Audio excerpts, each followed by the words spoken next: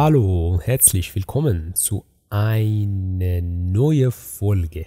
خوبید؟ چطورید؟ من رضام و اینجا در قسمت فکر میکنم 5 از پادکست تا آلمان با شما هستیم. من فقط لحظه ببینم قسمت چندم، یادم رفت. در این قسمت ما قسمت 5 هستیم. بسیار موضوعات داریم که حالا اول از همه خواستم عذرخواهی بکنم که به بخش دیر شد اپیزود دادن، ولی خب در قسمت 0 گفتیم که همین جوری اپیزودا چون ممکنه یه وقتایی موضوع کم پیش بیاد و من منتظر بودم موضوعات جمع بشه. موضوعات جمع شد و اول از همه یکم اخبار اینا، یعنی مثلا اخبار از وحید شمسایی هست تا مثلا مجسمه شاپور دوم میدون انقلاب هست، تا مثلا آلودگی هوا هست، تا این داستان سیامک انصاری و اینا که مثلا به چیز فوش میدن، به نماد ایران توهین کردن، این حرفا اینا هست. حالا اخبار مخبار هست، ولی خب اگر که شما دارید بعدن این ویدیو رو میبینید یا این اخبار قدیمی شده دیگه ببخشید دیگه، اینا نکته هایی هستن که من میخوام در حال حاضر ایران رو یادآوری بکنم که چه بدبختیایی بوده. اینم بگم که من اپیزود قبل 40 خورده دقیقه بود و نمیدونم چی شده بود که فقط 20 دقیقه خورده اولش خروجی گرفته شده بود و یه بار دیگه هم سعی کردم آپلودش بکنم ولی باز هم همون مشکل پیش اومد دیگه. حالا خب ببخشید، خیلی دوست داشتم که اون قسمتو بذارم، شاید مثلا برم دوباره خروجی بگیرم و مثلا به عنوان قسمت دوم آپلود بکنم، ولی خب حالا فعلا که مسئله ما نیست. نکته که می‌خواستم بگم، وحید شمسایی و دست دردی که داشته حالا شده بازیچه جدید محافل. داستان از این قراره که انقدر اول اصلا میخواستم به این نکته اشاره بکنم که ما شدیم یکم شکگراییمون از اون ور بوم افتاده. یعنی یه حالتی شدیم که مثلا من از فلانی پرسیدم که آقای فلانی این من اخبار زیاد دنبال نمی‌کنم و مثلا یه اخباری که بهم میرسه از یه وری بدون دیگه این مثلا یه ترکیده تو کله مثلا ایران که مثلا من با خبر شدم، منی که هیچ اخباری دنبال نمی‌کنم. گفتم این خبره داستانش چیه؟ حالا داستان خبر پژمان جمشیدی و فلان اینا بود. گفت که اینا این خبر رو گفتن که مثلا فلان چیزو یادمون بره، فلان چیزو ازش حواسمون رو پرت بکنن و من باور نکردم و گفتم که آخه مگه میشه؟ یعنی یا باید مردم رو اونقدر فرض کرده باشن که یه همچین کاری بکنن که بخوان یک خبر دیگری مثل اون موقعی که پلاسکو ریخت. اینو من قشنگ واضح یادمه که میگفتن آقا پلاسکو ریخته است که خبر مثلا کشتن رفسنجانی پوشش داده بشه. حالا این همون دیگه، مثلا توجه ها رو جلب کنن به سمت خبر دیگری. خب این اصلا جذاب نیست. این اصلا یعنی چی؟ این اصلا قابل فهمم نیست که تو بگی مثل میمونه که بگیم که اول اصلا بگم که اینو خب مثلا یه سری اومدن بررسی کردن گفتن که آره آقا ما توجهمون یه حدیه. حالا کتابش هم من قبلا توی کانال چی بوده گذاشتم که ظرف اراده ما یه حدیه و خب وقتی خبرهای زیادی پخش میکنن ما پخش میشه مثلا اون داغی اون خبره. مثال 1 نفر دزدی کرده است، خب چقدر ارزش داره؟ یه نفر دزدی کرده، وای. خب 30 نفر دزدی کردن، انگار چیزش کم شد. با 30 نفر دزدی باید بیشتر بشه، حال بدتری به دست بده. 30 نفر دزدی کردن، 30 نفر جنایت کردن، 30 نفر تجاوز کردن، 30 نفر فلان. این هی داره این سطح میاد پایین. حالا که دیدیم اینا این که حالا بگه آره فلانجام 1 نفر دزدی کرد، بابا اینجا 30 نفر دارن میمیرن، دارن متجاوز میشن و قاتل میشن و فلانی حرف. اونجا 1 نفر برو بابا چیه؟ چرا اون برو بابا شد برای اونا که 1 نفره برو بابا نیستا؟ یعنی این ور سر این که 30 نفر بوده در مقیاس با اون 1 نفره به درد بخورد نیست و اینم احتمال به خاطر همین بوده. یعنی اینی که این وحید شمسایی با این که ببین میدونی یکم این وحید شمسایی مثلا نقطه ثقل چند تا چیزه ها. یعنی یکی مسئله اینه که خبره اصلا چه اهمیتی داره که بشه توی محافل دست به دست که طرف استوری کنه و استاتوس بذاره و چه میدونم بره تعریف بکنه و اینا. خب نکته دوم اینه که 2 تیکه شدیم ما. یعنی یه حالتی شدیم که ما یا با ایناییم یا با اوناییم، یعنی یا اینوری یا اونوری، مثلا که تو یا موافق نظامی یا مخالف نظامی، یعنی هیچ حد وسطی نیست. البته خب درست هم هست، یعنی مثلا این کسی که وسط باشه بهش میگن حزب باد، بهش میگن وسط باز تصادفی هم چیزی بود، یک ویدیویی بود از یک از دوستان. درست هم هست، نباید وسط بازی باشه، ولی خب این جذاب نیست. یعنی خوبیش اینه که یا چندین تا فرقه، مذهب که نه، فرقه نه، گروه سیاسی میگن، آره چند تا گروه سیاسی باشن که حالا مثلا ما به اون ایدئولوژی مثلا باور داشته باشیم، و یا این که آقا یک واحد باشه که حالا این واحده هیچ موقع امکان پذیر نیست. یعنی تو اگر بتونی هم چیزی درست بکنی، آرمان شهر درست کردی که همه بر یک عقیده باشن، اصلا نمیشه. حتی شده یک نفر هم هست که از اون عقیده دست برمی‌داره و چیز دیگه میپرسته.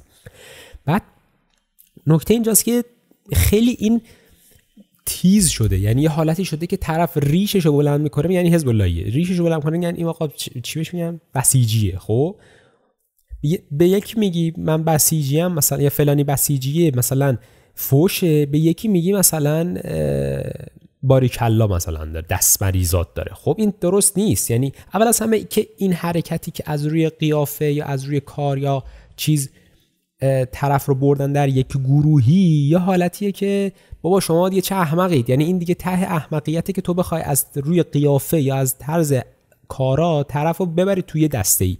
یکی از این کارگردانای سینما بود، میگفت که من قبل از انقلاب ریش داشتم و اوورکوت آمریکایی بپوشیدم، انقلاب شد و دیدم که یه عده جوون ریختن تو یه مغازه‌ای تو میدون انقلاب، کتاب فروشی بود، آتش زدن اومدن بیرون و یه لحظه نگاه کردم همشون مثل من ریششون بلنده و اوورکوت آمریکایی دارن. من همون روز رفتم ریشمو زدم که مثل اون رو نباشم، مثلا مثل این. دقیقاً میدونی اون به خاطر اینکه شبیه اونا بوده، میدونسته اون شبیه اونا نیست، میدونسته که اون میرفت از اون کتاب فروشی کتاب می‌خرید، اونا اومدن کتاب فروشی آتش زدن. خب ولی چرا رفت ریشاشو زد؟ به خاطر اینی که بره بگه آقا من از اونا نیستم. چون به قولی میگن که در دهن مردم نمیشه بست. اینم یکی دیگه از خصلت‌های بد ما ایرانیاسا که در دهن مردم ما نمیتونیم ببندیم و به خاطر نتونستن میریم خودمون اصلاح میکنیم. این از این. و هیچ همسایه کلا یه چیزی این وسطا بود. یعنی هم از اینی که ما هی بعد یه حالتی هم هست که مردم میفتن رو لج، یعنی میگن که خب حالا که من این ورم از این ورم برم استفاده کنم. یعنی مثلا اگه تو موافق نظامی میری از نظام بچاپی، اگر مخالف نظامی بری از این چی میگن اپوزیسیون، از اینا بری مثلا بچاپی، یا مثلا از چیز اینا بری بالا، نردبون چیز دیگه. اینا موضوع بعدی دوباره پلیس پوفیوزی که جریمه الکی زد. ما داشتیم از خیابون می اومدیم با رعایت تمامی قوانین و پلیس خندید ها ها ها کلاتو بذار ها ها. 5 ثانیه نکشید پیامک چیز برای من اومد، جریمه برای من اومد. و مثلا پیامک این شکلی بود که آقا شما در مخالف جهت حرکت رفتی. بذار من دقیقاً پیامکشو بیارمتون نشون بدم دقیقاً چی گفته. اجازه بدید به من. عدم رعایت تقدم عبور عابر پیاده یا تجاوز یا توقف وسایل نقلیه در گذرگاه عابر پیاده. من اصلا داشتم اونجا رد می‌شدم، مثلا هیچ ربطی نداره با عابر پیاده. یا توقف وسایل نقلیه در جهت مخالف حرکت وسایل نقلیه دیگر. مبلغ 120,000 تومان. من این الان پرداخت نمی‌کنم و من هیچ موقع پرداخت نمی‌کنم. سر چی 120,000 تومانه؟ در روز امروز $1، فردا 99 سنته، هفته بعد 90 سنته، یک ماه بعد 60 سنته. درست؟ حالا به قول بابا میگه آخر رضا تو من درآمد دلاری داری که مثلا اینجوری حساب می‌کنی. ولی خب آقا با عقل جور در میاد دیگه. در از تورمه این شکلیه که این پول بالا نمیره ولی تورمه بالا میره دیگه. این حداقلش اینه دیگه.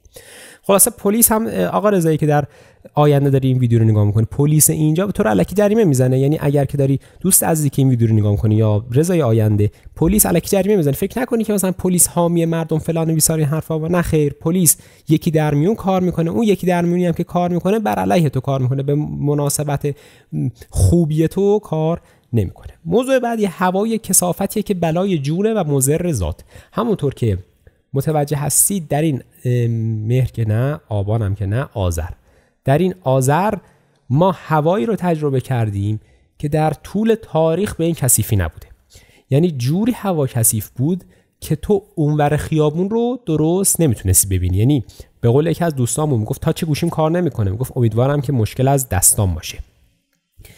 و اینم دقیقاً همین بود. یعنی من جوریش هم هوای کثیف میدیدم که گفتم امیدوارم چشام تار ببینه که انقدر مثلا نمیشه اونور دید. دیدی مثلا میان یه بخاری، مثلا بخار مصنوعی یا گرد و غبار مصنوعی تولید میکنن که نورا یکم پخش بشن، یکم از اون حالت مستقیمی در بیاد و نور یکم لایت تر و مثلا خیلی نرم تر بخوره به صورت و این داستانا. کل شهر این شکلی شده بود. یعنی تو شب که میرفتی بیرون احساس میکردی که مه تو حواس، با این تفاوت که مهش قهوه‌ای بود، یعنی حتی خاکستری و این داستان قهوه‌ای بود. بارون اومد چند وقت پیش توی تهران، یعنی بارون که تگرگ اومد، بعد یهو، حالا اینم بهش میرسیم که دقیقاً نمیگم موضوع داره تو جلو ادامه داریم. بارون اومد، تگرگ اومد، بعد بارون رگباری اومد و یهو قطع شد. خب این بارون پاییزی همین شکلی دیگه، یه دفعه میزنه، بارون بهاری همشه یه دفعه میزنه یهو قطع میشه. خب اینو با کاری نداره. من رفتم موتور رو نگاه کردم، موتور زیر بارون بود و موتور انگار روش آب آب زنگ زده آهن ریختی، یعنی قشنگ همه جا زنگ زدگی انگار ریخته بود، نارنجی، مثلا هم نارنجی تیره طور، کل موتوری همچین شکلی شده بود از بس این آبی که ریخته و این بارون که زده بود کثافت آورده و با خودش نشونده بود روی این موتور، نمیشه جمعش کرد. یعنی من دستمالو سابیدم خوب نشد، هنوز جا لکاش هست، یعنی اینو داشتیم تنفس میکردیم ما. بعد اینو کی گردن میگیره؟ هیچ کی گردن نمیگیره. یعنی حضرت آقا برمیگرده میگه چی؟ دعا کنید. یعنی رهبر یک کشور برمیگرده میگه دعا کنید که بارون بیاد. و حالا در رابطه با همین صحبت داریم. در رابطه با این میخوام بگیم که دعای باران و دیدن هواشناسی، اینو آقا ابوالفضل گفت که توی مسائلت بذار که دوستان عزیزمون نمیرن هواشناسی چک بکنن که ببینن کی بارون میاد. خب تایمی که آقا میگه بیان دعا بکنید تایمیه که 2 روز بعدش داره بارون میاد. خب دوستان عزیز انقدری به خودشون سختی نمیدن که برن گوشی رو بیار بالا، گوگل رو واکن، هواشناسی مشهد، هواشناسی یزد، هواشناسی شمال. خب میزنیم شمال، شهر نیست، میزنه میاره بالا، آها 3 روزه، آها هفته، آها اوکی.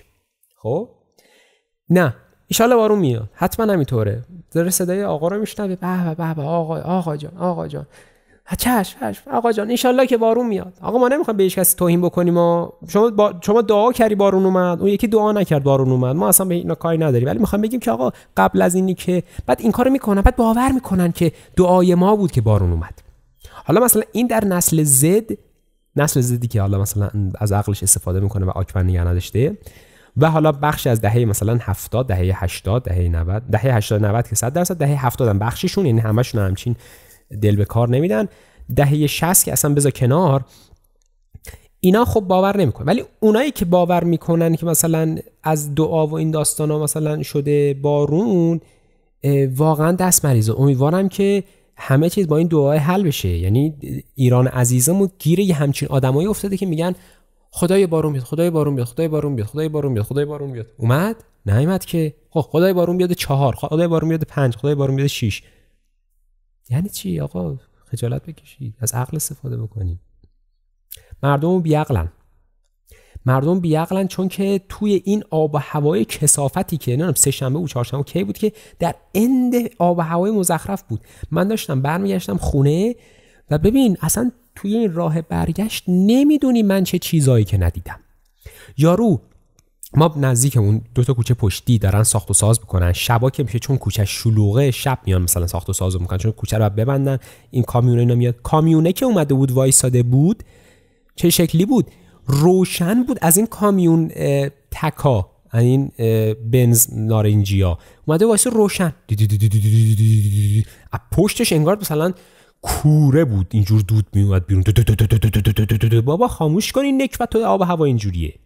یعنی بی فکر عزیز منی که پشت اون تک نشستی، شما بچه نداری، شما زن نداری، شما مثلا پسر برادر، پسر خواهر، پسر چه میدونم فلان نداری. آقا خود تو اصلا آب و هوا رو نفس نمیکشی، آب شوشات مثلا آبو میاری بالا آب شوش میکشی، مثلا دستگاه اکسیژن داری بغلت تو، مثلا ماشین، چیه داستان؟ عقلت انقدر نمیرسه که آب و هوا که انقدر مزخرفه من 2 دقیقه اینو خاموش نگه دارم بعد دوباره استارتو بزنم. استارت مگه چقدر میشه؟ چقدر از عمر این استارت کم میشه مگه؟ خب این بکنم. گذشتیم، هرس اونجا خوردیم، رفتیم کوچه جلوتر نزدیکای خونه بودیم. شبا که میشه رفتگرا میان و دستشون در نکنه، خدا قوت. آتیش روشن کرده بود رفتگره، آتیش روشن کرده بود با این آشغالایی که پیدا کرده بود گذاشته بود، آتیش گرم شه. آتیش آخه بی پدری که داری آتیش روشن میکنی تو این آب و هوا. تو ببین آتیش اگر مثلا چه میدونم یه همچین باشه، به اندازه 2 تا کف دست باشه، چه میدونم به اندازه یه سطل باشه، این اوکی. به اندازه این میز آتیش روشن کرد، 2 تا این میز آتیش روشن کرده بود. خب بابا تو مگه میخوای یه محله رو گرم بکنی؟ بی شرف. تو به اندازه خود آتیش رو روشن کن، همون لحظه خاموشون گرم شدی برو. اصلا آقا این چه روشیه که با آتیش؟ مگه در قرون وسطا داریم زندگی میکنیم؟ اون موقع هم حتی بخاری بوده، اون موقع هیزم میوردن میکاشتن، اون موقع واسه هوا تمیز بوده این کار رو میکردن. بی شرف تو الان این کارو داری میکنی. مردم بی عقل. می‌خواستم اینو بگم. از طرف دیگه یعنی انقدر ببخشید مردم شادن، یعنی چیزشون شاده، قلبشون، میرن تو این آب و هوا، تو هوای آزاد، نه سالونه مثلا در بسته فلان، تو هوا آزاد که سقفش بازه بغلش بازه، حرف فوتبال بازی میکنن. یعنی تو فقط بذار و برو. فوتبال بازی کردن تو این هوا یعنی چی؟ یعنی تو در حالت عادی نفس کشیدنت با سربه، با 1000 به قول یارو میگه کل جدول مندلیوف ما داریم نفس میکشیم، اینا میرن فوتبال که بیشتر نفس بکشه. یعنی مثلا اگر در هر دقیقه این 30 تا نفس میکشه، بره 90 تا نفس بکشه، استفاده بیشتر. خب آقای عزیز، دوست عزیز، این که دارم میگم مثال دارم، میگم نمونه دارم و همون در 70 که میگم که بخش عظیمیشون از عقل استفاده نمیکنه. اگه شما استفاده میکنی که درود بر شما، ولی اونی که استفاده نمیکنه میره. یعنی قشنگ در این تایم آب و هوای مزخرف، هنوز آب و هوا همچین گل و بلبل نیست، ولی اون موقع دیگه اند مثلا کثافتش بود که در دنیا بوقش در اومده بود که چرا این هوا کثیفه. میرفت فوتبال بازی میکرد. درود بر تو که هر مثلا 5 شنبه شب میرید فوتبال بازی میکنید، این 5 شنبهتون هم ترک نشد. واقعا اگه همیشه اینقدر پشت کار دارید توی همه کارات، واقعا تحسین برانگیزه. بعدی داشتن امنیت و نترسیدن از اینکه الان گوشیمو میزنن، یا الان موتورمو میدزدن، یا الان دوز خونمو میزنه و این داستانا.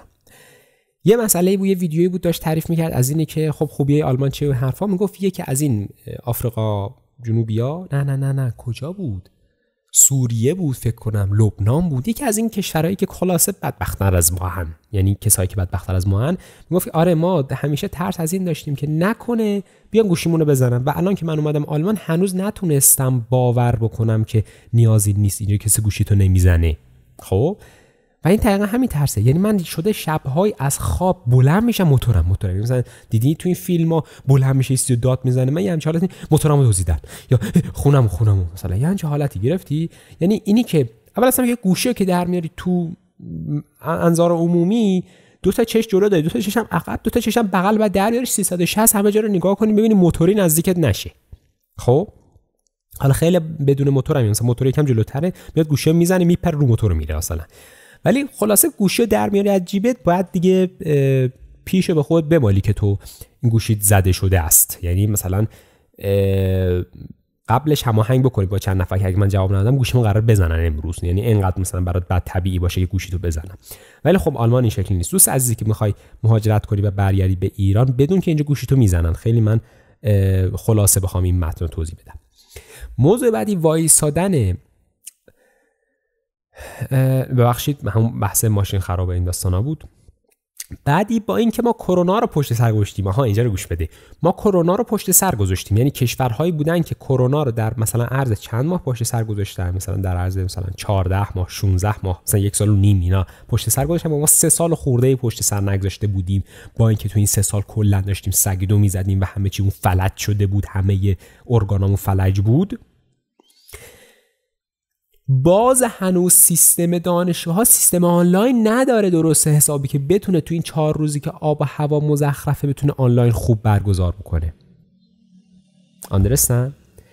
یعنی ما اینطوری نبوده که بگیم که آقا خب پیش بینی بکنید که اگر اتفاقی افتاد، کشور گل و بلبل نیستیم که هیچ موقع اتفاقی نیفته. یعنی تو هر گونه اتفاقی تصور بکنی ممکنه تو ایران بیاد. زلزله، آتش نشان چیه؟ آتش فشان، سیل، سونامی، مثلا جنگ، آلودگی هوا، کولاک برف، هر مدل بدبختی در ایران عادی.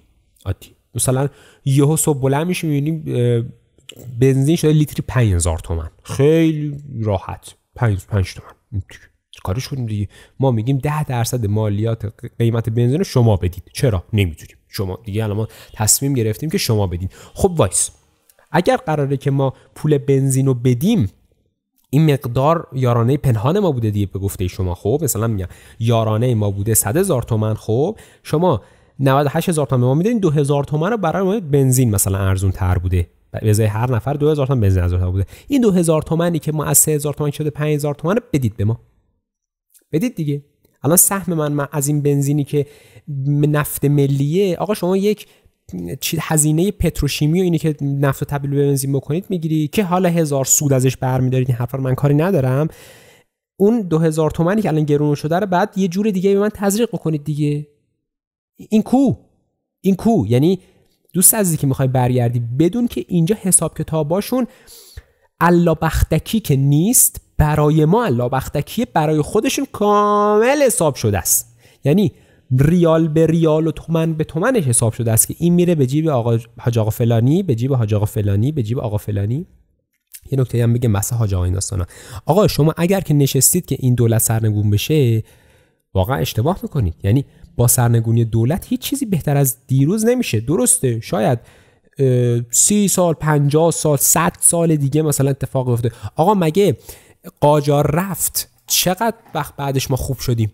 کودتا بود دیگه، آقا رضاخان اومد کودتا کرد، شد شاه. خب چقدر وقت بعد ما هنوز تو بدبختی بودیم. یعنی تا زمانی که نفت عین چی نکشیده بود بالا تو زمان محمد رضا شاه، ما هنوز تو همون بدبختی بودیم که تو زمان قاجار بودیم. یعنی رسما به قول یارو میگن که این خر فقط پالونش عوض شده، این خر ما فقط شاهش عوض شده بود که چه میدونم محمد علی شاه بوده حالا شده مثلا رضا شاه. به هیچ فرقی به حال برداشت. درست سال مثلا آقا حجاب و فلان بکنی، چه راه آهن و فلان بکنی، درست آقا همه اینا اوکی. ولی انقدر این چاه عمیق بوده که با تمام خوبی‌ها و با تمام دستش در نکنه و با تمام باج دادناش و با همه بدی‌ها و خوبی داستانش باز انقدر این چاه عمیق بوده. مسئله من اینا چاه عمیق و هر چقدر توش بریزی بازم دهنش بازه، گشاده، هنوز چیز میخواد. یعنی در حال حاضر ایران ما انقدر دهنش بازه از نظر فرهنگش، یعنی فرهنگ مردم جوری از قربونش برم اصلا جوری خوبه که تو اصلا بیا 20 سال تلاش فرهنگی بکن که برای اینکه ملت رو خوب کنی. مگه میتونی؟ ملت راه خودش رو پیدا میکنه. یعنی از اون گذشته‌ای که برای ملت گذشته این فرهنگ شکل گرفته. حالا تو هر چقدر بخوای بیاد مدرسه رو از بیس بیای درست بکنی و چه می‌دونم کتاب فلان چیز کنی و رسانه فلان بسازی و نمیشه برادر من. این ملت اینطور شکل گرفته. دهن این ایران عزیزمون انقدر باز از باگ، از کمبود، از حال بد. چرا آمریکا میاد میشه قدرت یک دنیا؟ آمریکا کشور تازه تأسیسی بوده، در قاره جدایی بوده، در اروپا میاد 2 تا جنگ جهانی اتفاق میفته، اروپا فقیر میشه، آمریکا بهش وام میده، چندین سال این اروپایی‌ها داشتن وام آمریکا رو پس میدن، آمریکا پولدار میشه. حالا اونا قدرتشون کم شده، ضعیف شده، آمریکا پولدار شده که آقای همه جاست، میاد اینا رو به دست میگیره، پول میاد، تکنولوژی جدید میاد، آدم‌هایی که می‌خواستن مهاجرت کنن. آقا از ایران کی مهاجرت می‌کنه؟ اونی که خیلی بدبخته میتونه اصلا پاش از مرز بذاره بیرون، اونی که اصلا بدبخته اصلا میتونه ویزا بره بگیره، نمیتونه دیگه. اونی که دستش به دهنش میرسه، یه مقداری عقل و هوش داره، یه مقداری از دور و بریاش بهتره، میتونه زبان دومی یاد بگیره و اینا میرن مهاجرت میکنن. یعنی رسما بخوای بگی اونی میره مهاجرت میکنه که ژن برتری بوده. حالا این ژن برتر میتونست آقازاده باشه، پول بیشتری داشته باشه، یا میتونست عقل برتر باشه، چه میدونم بورسیه فلان دانشگاه مثلا سن پترزبورگ رو بگیره، یا اینکه هرچی. خب اینا اون موقع به کجا مهاجرت میکردن؟ در کل اروپا، در کل دنیا، از روسیه کبیر و چین و این داستانا بگیر برو تا مثلا اسپانیا. خب اینا کجا میرفتن آمریکا. این شده که آمریکا شده کشور یک دنیا. حالا ما داریم خودمون رو با اون مقایسه میکنیم. آقا ما به کی وام دادیم؟ ما کدوم نخبه‌ای به کشور ما مهاجرت میکنه؟ ما کدوم بیسای آمریکا رو داریم که تازه جدا از این که میخوایم با اون رقابت بکنیم، با اون مثلا خودمون رو مقایسه میکنیم، با اون میریم تو جنگ. یعنی حالتی که مثلا چین پاپیون میکنه میخواد بره با آمریکا تو جنگ. یعنی مثلا میگه آقا شما بزرگ مایی، شما چه میگم پروداکت ما رو شما داری میخری، شما بزرگ مایی بیا سرور ما باش، ولی پول بده بیاد ما اینجا تکنولوژی پیشرفت بدیم. ایران عزیزمون اینطور فکر نمیکنه و نوع دیگه فکر میکنه و زیر بار آمریکایی چی میگن ستمگر، نه چی استثمارگر، یه هم چیز میگن، امپریالیسم نمیره. خلاصه الکی بریم سراغ موضوع خودمون، وارد سیاست این داستان نشیم. خلاصه میگم ایران درست بشون نیست، یعنی به فکر این چیزام نباشید.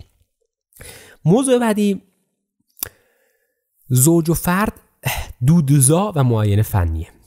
در همون چهارراهی که پلیس وایساده بود و میگفت ها ها ها کلا بذار و جریمه 120,000 تومان، فرداش اومدن و یک بنر بزرگی اونجا با چند تا پلیس و چند تا ماشین پشتش گذاشتن که طرح زوج و فرد از درب منزل، دودزا معاینه فنی. یعنی چی حالا؟ یعنی اون ماشینایی که دود دارن مثلا پشتشون روغنشون مثلا ازشون میره و این تاپ تاپ صدا میزنه، مثلا یه دود سیاه خیلی غلیظی ازش میاد بیرون، اینا رو نگه می‌دارن. کسی که معاینه فنی نداشته باشه، مثلا معاینه فنیش انقضا داشته باشه یا مثلا خراب باشه معاینه فنی نداره دیگه، یا اینو میبرن مثلا نگه می‌دارن. اگه زوج فردم نباشه بازم نگه می‌دارن 24 ساعت. اونی که معاینه فنی نداره یا مثلا اونجا تعمیرکار آورده بودن تعمیر می‌کرد، درست می‌کرد، میرفت. اونی که زوج فرد بود 24 ساعت نگهش می‌داشتن تا فردا بشه که مثلا امروز روز زوجه، یارو اومده فرد 24 ساعت توقیفی، فردا فرد ماشینت آزاده، برو اشغال کن.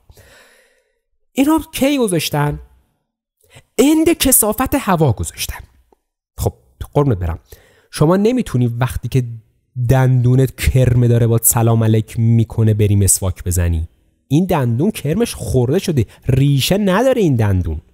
وقتی دندونت پوسیده دیگه مسواک زدن و نخ دندون کشتن و این حرفا درسته به حال بقیه دندونا تاثیر داره، به حال اون دندون دیگه آب که از سر گذشت چه یک وجب چه 100 وجبه. شما چه بری دهان شویه بزنو، چه میدونم نخ دندون فایبر گلاس بکش و این داستانام دیگه کفایت نداره. این دندون رو بکنی بندازی دور.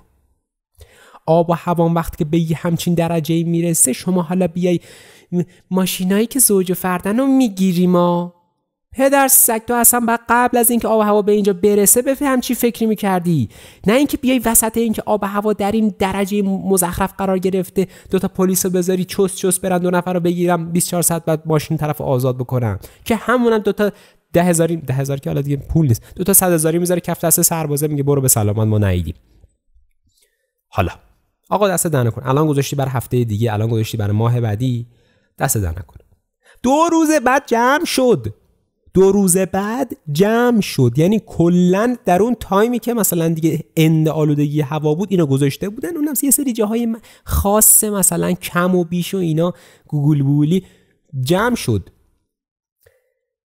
یعنی همه چیز همونطور که گفتم شهردارش برای شعاف میاد، شهردارش میاد که رأی جمع کنه. یعنی یه حالتیه که آقا به آینده چرا فکر نمی‌کنن. یعنی رسما ایران جامعه کوتاه مدت کتابی بود، ایران جامعه کوتاه مدت واقعا ما تماممون یعنی چه از نظر از بالای رئیس جمهور و رهبر و چه میدونم هرچی، حالا رهبر ما بگیم میکنم تو گونی، آقا رئیس جمهور ما میتونیم تا هر چه بخوایم بکویمش، رئیس جمهورش گرفته تا بیا کف چه میدونم یه آدمی برای زندگی خودش، یعنی در کلانترین و فردی ترین حالت ممکن ما آینده بینیمون در حد بینیمون هم نیست حتی. یعنی جوری ما ایرانی جماعت ها، یعنی این درسته شاید مثلا نسل جدید جهانی، نه حالا ایرانی جماعت رو فاکتور بگیرید، نسل جدید جهانی آدمایی باشن که خوشگذرون باشن، برن عشق و حال کنن، این حرفا اینا مثلا پیر مردشون ولی مثلا آینده نگر بودن، یکم پول جمع کردن مثلا این داستانا. ولی ایرانی جماعت از پیرش تا جوونش، از فردش تا مثلا کلانش، همه به فکر حالن، به فکر نهایتاً آخر هفتن که میخوام برن کردان، آخر هفتن که میخوام برن شمال، چه ویلای فلانی، لواسون ویلای فلانی، به فکر اینن. یعنی شما ایرانی جماعت به تعداد انگشت شماری ببینی که به فکر آیندهشه، اصلا میبینی یک فاصله عجیبی با بقیه داره. یعنی مثلا ماشین بوگاتی شیرون چه میدونم تو زعفرانی پنت‌هاوس نمیدونم 400 هکتاری داره و یه همچین شکلی میشه، یه بیزنس موفق اینا فلان و اصلا عجیبه. یعنی انقدر چیز واضحیه که آقا آینده نگر باش. تویی که داری چیز میکنه، درسته الان شرایط مزخرفی داری، حالا یه اسم دیگه داره، ولی شما باید به فکر آینده باشی که بعدا نداشته باشی این وضعیت. آقا امروز حالت بده دیگه کاریش نمیشه که گذشته بعد فکرش میکردی که نکردی، ولی برای آیندهت فکر کن. آقا تو 20 سالته به فکر 60 سالگیت باش که از پا میافتی، 40 سالته به فکر 60 سالگیت باش، 59 سالته به فکر 60 سالگیت باش. قربونت تو برم، تو از الانی که مثلا چه میدونم 16 سالته، 26 سالته، 36 سالته، 46 سالته شروع کنی به پس انداز کردن، شروع کنی به آینده نگری کردن. آینده نگری فقط پول نیستا، آینده نگری ورزشه، تن و بدن سالمه، آینده نگری دندون سالمه، آینده نگری چشم سالمه، آینده نگری مغز سالمه، آینده نگری بینش سالمه. شما اگر از الان به فکر آیندهت نباشی که آینده تو چطور قرار زندگی بکنی. فکر کردی مثلا الان با مثلا روزی هیچی ورزش نکردن، روزی 10 ثانیه ورزش کردن، میتونی در 60 سالگی تو ببخشینا دستشویی بری برگردی؟ یعنی مثلا خودتو بکشی بالا؟ عمرن قربونت برم تو 60 سالگی برسی، ببخشید ما تو اسپانیا میگیم پیزی در میاد. خب از الان باید به فکر باشی، حالا چه مادی فلان این حرفا، چه بدنی و مثلا منتالی و به فکر این باشی که عقیدت‌های عوض بکنی. آقا خودمونیم. کسی که داره این ویدیو رو نگاه میکنه اگر بالای 60 سال باشه شاید درصدش 0 باشه. خب یعنی تمامی ما کسایی رو دیدیم که 55 الا مثلا بالان، خب مثلا 55 به بالا، 60 سال به بالان و اصلا یک جوری قفلن رو اون عقیده هاشون که تو اینا رو با چوبم بزنی اینا از عقیدهشون دست بر نمیدارن و مثلا عشق هم میکنن که از عقیدهشون دست بر نمیدارن. یعنی چی؟ یعنی مثلا میگم طرف اگر که مثلا چی بهش میگن، شاه پرست، نه شاه دوست میگن، هم اینا که مثلا عاشق شاهن و فلان حرفا، اینا رو تو با چوب بزن. حالا از اون ور اونایی که مثلا مذهبی دو آتیشه فلان رو با چوب بزن. حالا مثلا میگم یکی که خسیسه با چوب بزن، دست و دلباز عمرن. حالا اونی که دست و دلباز و همش ولخرج و فلان با چوب بزن، بگو مثلا آقا حواست باشه خسیسم نمیخواد باشی، عمرن. یعنی تو بگو قدم از قدم اینو تکون نمیدن سر اینکه چرا؟ چون اون عقیده قفل شده. یعنی این در 20 سالگی 30 سالگی شکل گرفته دیگه، از اون به بعد تو ذهنش اینه که آقا من خودم رو تغییر بدم. آقا اومدیم و یکی دیگه راست گفت، یه احتمال بده کسی دیگه هم راست بگه. اینو تو مغزشون راه نمیدن. حالا منم دقت کردم همیشه اول ویدیوها مثلا یه حالت آرومی و هرچی میره آخرتا بیشتر دارم هرس میخورم. خلاصه توی که میخوای برگردی ایرانی جماعت یه مش آدمیه که به فکر آینده نیست، از شخصی زندگی خودش تا کلانش، از بچه‌اش تا پیرش. بریم موضوع بعدی مردم فرصت طلب و وسط لحاف بخوابن. یعنی ببین امروز من اومدم کامل از مردم بنالم، یعنی مثلا تا قبل اپیزودهای قبل از جامعه و ملت فلان نه، از مردم امروز خیلی بنالم. یعنی مردم ما یه حالتی هستن که فرصت طلبن. یعنی مثلا اگر ببینن که میشه یه جایی به یکی زخمی زد میزنن. یعنی اینم نیست که بگی من گذشتم همین بوده. یعنی طرف سیرم باشه، تو سیرترین آدم جامعه رو بیار بهش یه دیل خوب پیشنهاد بده و یه حالتی هم باشه که مثلا اون بدونه که میتونه با قبول کردن این دیل به تو ضربه بزنه، میزنه. متوجه شدی چی گفتم؟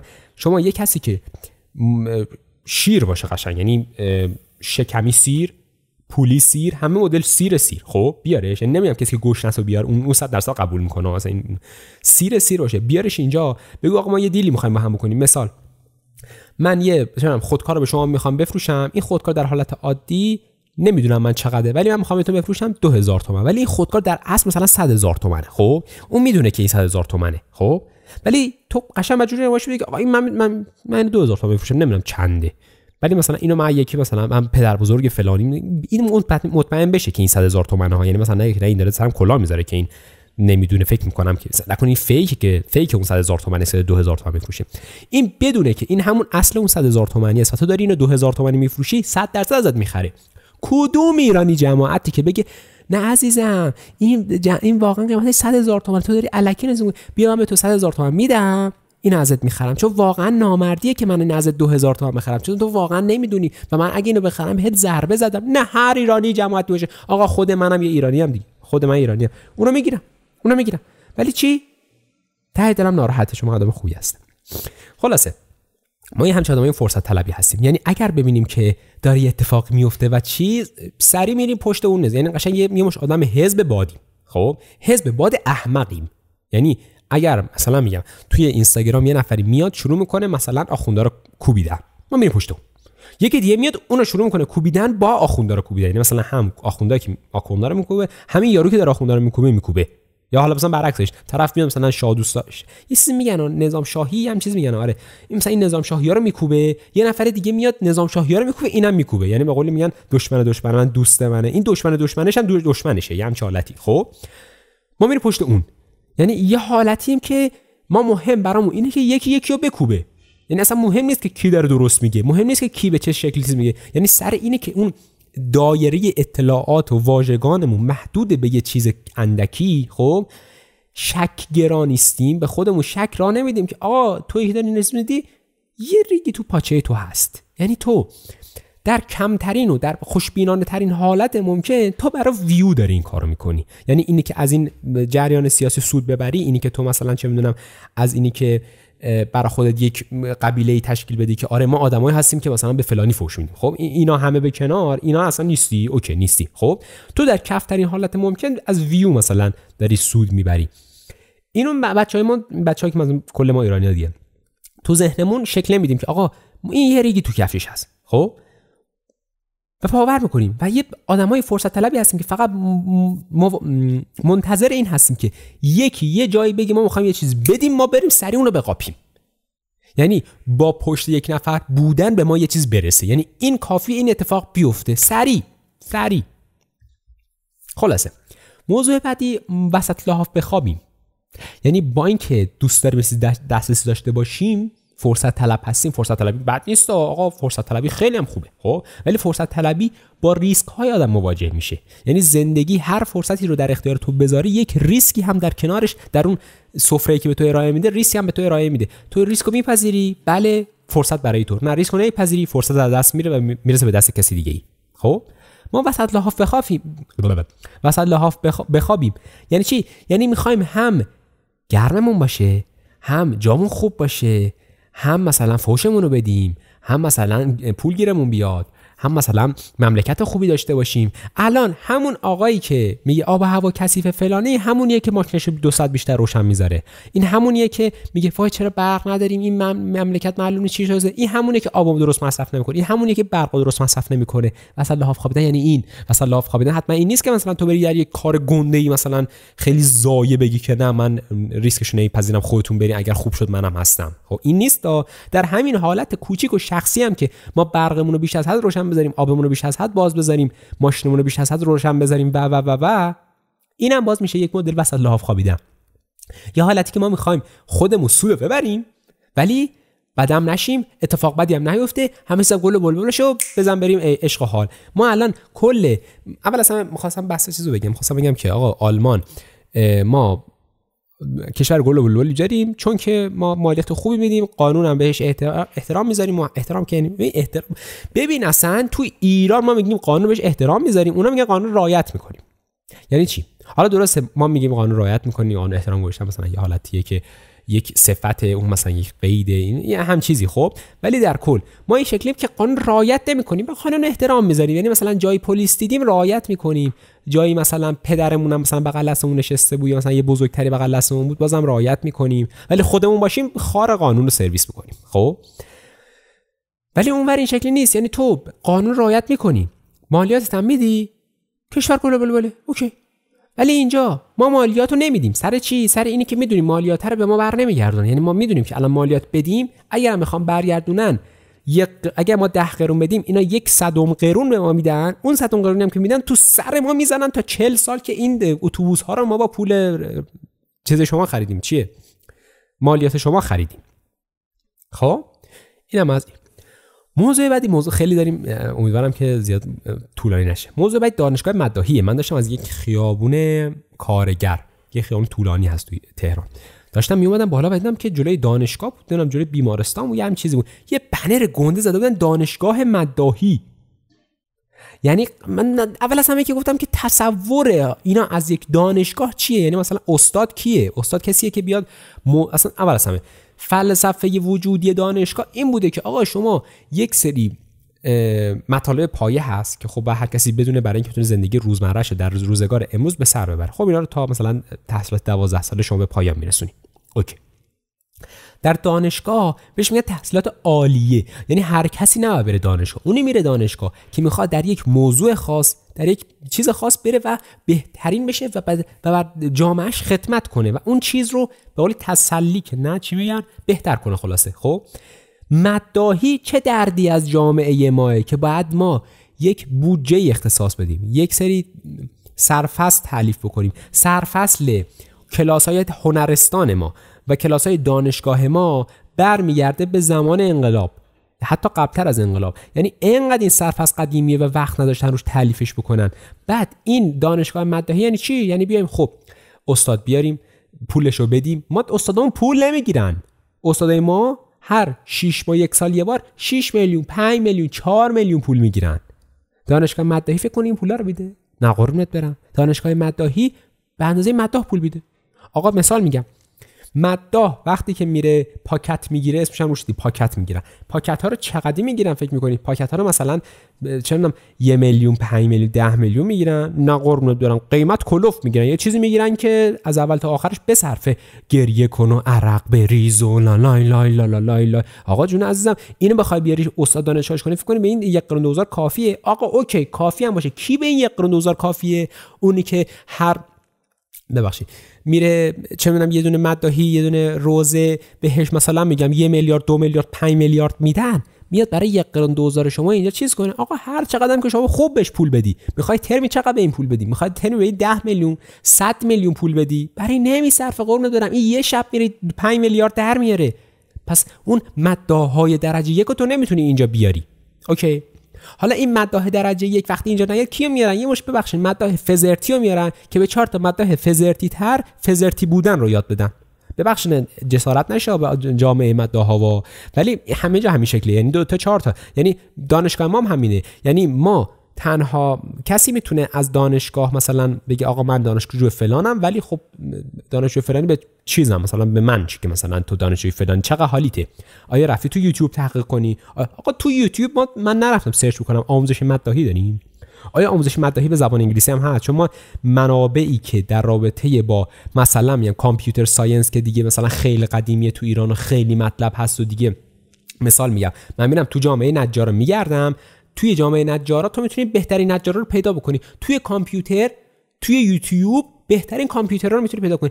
فارسی زبونش مزخرفه، به درد نمیخوره، کم هست. برای همین ما همیشه میگیم ارجاع میدیم. من آقا مدرس پایتون و هوش مصنوعی و برنامه‌نویسی هم دیگه، خب من همیشه ارجاع میدم، میگم آقا برو تو چیز ببین، برو تو منبع خارجی ببین، سورس خارجی، یوتیوب سورس خارجی ببین. خب آیا ما مداحی به سورس خارجی چقدر داریم که حالا خوبش باشه؟ آقا ایران نه، ایران مثلا درجه 1 ترین مداحهای دنیا رو داره فلان حرف. آقا اوکی، توی دانشگاه هیچی به طرف یاد نمیدن.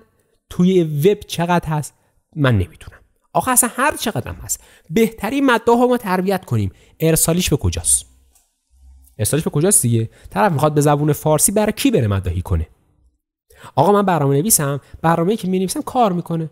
حالا من متناش نوشته ورود مثلا ثبت نام میکنم، لاگین رجیستر، این شد برای انگلیسی. آقا برای هر کشوری که انگلیسی بتونه کار بکنه این کار میکنه. مداحی که زبون فارسی رو چیز میکنه، برای کدوم کشور ما میخوایم صادر بکنیم بگیم آقا برو اونجا آسپیلون بگذرم، برو اونجا کار بکن. مثلا آقا اول از همه که مداحی که فقط برای جامعه اسلام، بعد این جامعه اسلام هم که فقط توی دور و بر خاورمیانه است، بعد این خاورمیانه هم همشو عرب زبونه، کسی فارسی نمیخواد مداحی کنه، بعدم خود اونا بهترین مداحا رو دارن، چرا بعد بیا مداح فارسی برن؟ اصلا ببین از بیخوبون غلط این دانشگاه مداحی. یعنی تو بخوای هر مدلی حساب بکنی، آقا شما جوری دیگه حساب میکنی، دست مریضات بیا تو کامنت بنویس با هم دیگه بشینیم در رابطه‌اش صحبت کنیم. آقا شما منو قانع کن که این دانشگاه مداحی دقیقاً چه کوفتیه که اومدن بودجه و تبلیغ و هزار کوفت زهرمار براش گذاشتن که آقا دانشگاه مداحی داریم، خدا لای شکر لای شکر هورا. این از این یکم الکی از خودم ببخشید. موضوع بعدی مجسمه شاپور دوم میدان انقلاب هست. یعنی اسمش روشه میدان انقلاب. انقلاب یعنی خلاصه شده از میدان انقلاب اسلامی هست که یادآور تاریخی هست که انقلاب اسلامی انقلاب داریم میگیم. انقلاب بر علیه کی؟ انقلاب بر علیه نظام شاهی، نظام شاهنشاهی. ببین حالا شما مثلا برو این مجسمه رو بذار وسط میدون مادر، میدون محسنی، شما برو بذار وسط میدون چه میدونم ولی عصر، برو بذار وسط میدون چه میدونم قدس، باز بیشتر معنی میده تا بذاری وسط میدون انقلاب. یکی نیست بگه آخه اونی که فکر کرده در رابطه با این که این مجسمه برای این میدون به نظرم میچسبه، این روی این میشینه.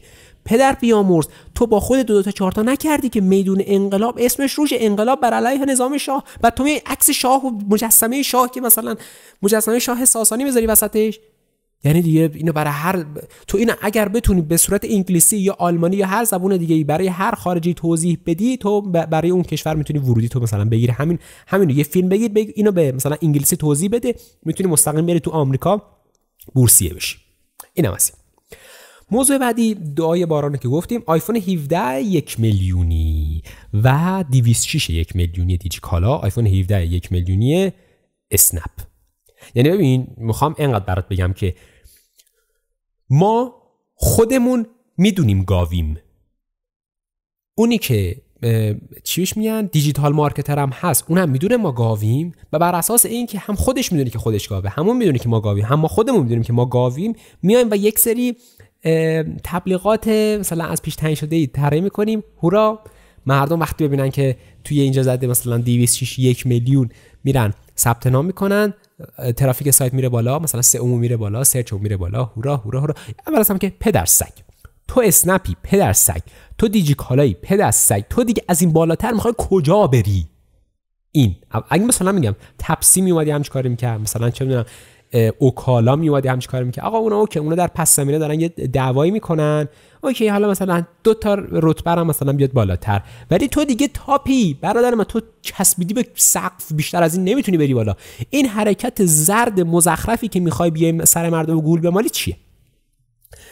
این حالا اینو داشته باشی. یعنی در خلال این من یه چیزی ابوالفضل بهم نشون داد، ابوالفضل گفت که دیجیکالا برگشته گفته که ما اون لحظه‌ای که اومدن بخرن مثلا این چیزو، این 206 که مثلا 1 میلیارد خورده پولش رو، ما سایتمون باگ خورده، 5 نفر تونستن بخرن که ما گفتیم یه نفر بتونه بخره، 5 نفر خریدن، ما 5 میلیارد ضرر کردیم برای این تبلیغات جمعه سیاه بود دیگه. میگفت تو جمعه سیاه نمیدونم 100 و چند هزار میلیارد فروختن.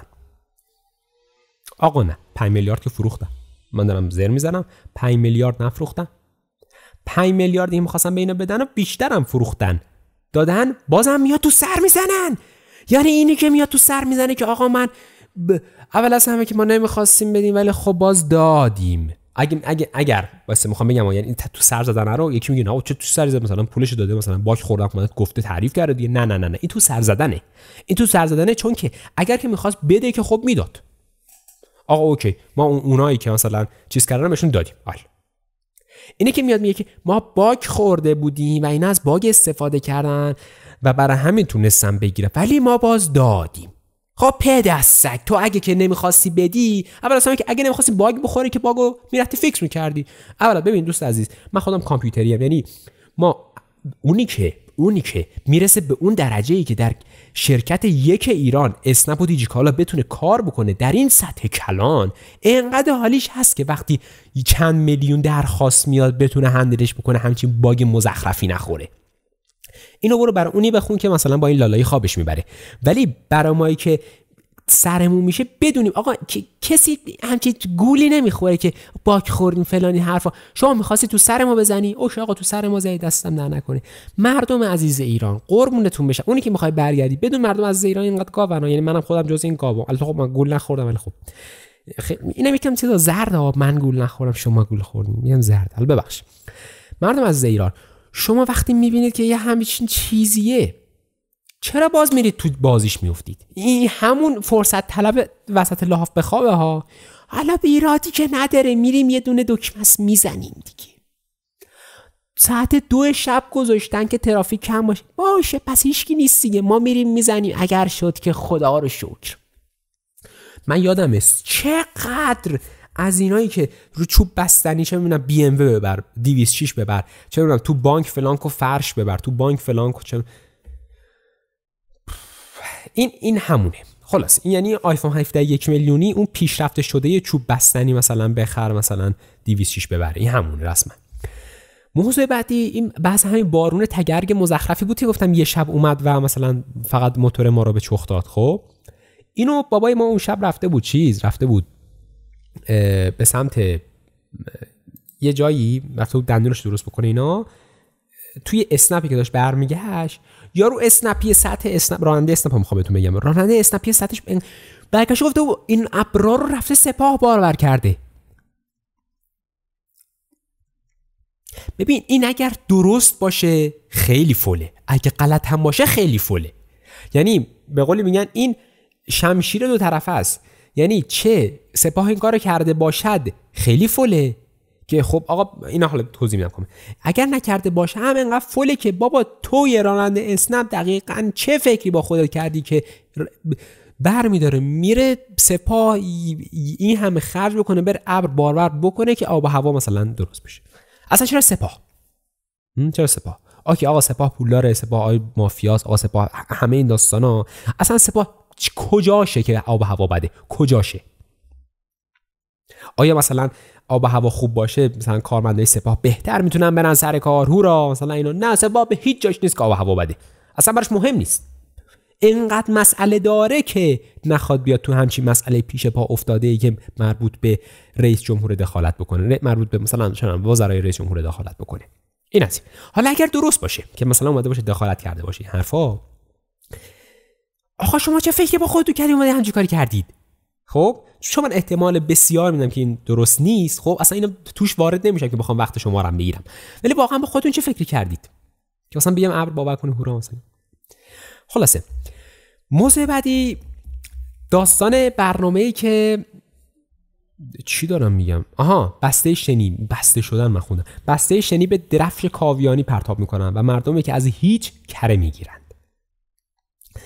ببین همون داستانی که گفتم که ما یه ماش گاویم، خب یعنی این گاو بودن ما رو اینا میدونن دیگه، مردم دیگه میدونن که ما یه حالتی هستیم که اگر بگیم همیشه گل و بلبله میگن خب زهر میزنه میرن اسکرول میکنن بعدی، ولی بگیم همه چی به چیز رفت، ما همه بدبختیم فلان حرفا، هم یارو وای میسه بدبختی خوش پی ببره میره دور ریلیز بعد بدبختی بیشتر پی ببره. خب و اینجا تو اگر بتونی به ذات طرف توهین بکنی، بگی ما گاوی، من نمونهش که من دارم انجام میدم، به ذات طرف توهین بکنی، طرف به جوش میاد. قشنگ آقای ترامپ یکی از پدر بیامرز، من خواستم فوش بدم ولی من میگم پدر بیامرز، از خواهر و مادر اینو می‌خواستم مایه بذارم، پدر بیامرز ترین آدماییه که از این چیز اصفهانیا ایرانیا خبر داره. یعنی اینی که میاد خیلی رند و خیلی ریز میگه که ما دوست داشتیم که فلان کنیم که این چیز میشه خلیج عربی داشته باشیم که فلان. بابا خلیج عربی که هیچ احمقی نمیاد مثلا به زارت و زورته عمل بنای اونوره، حالا عمل بنا کلی ملک و املاک و مالی چیزر مال داره، زارت و زورته اون مثلا چیز کنه که اسم اینجا رو عوض کنیم، از این به بعد به اینجا گفتیم ایران، از این به بعد میگیم قسطنطنیه.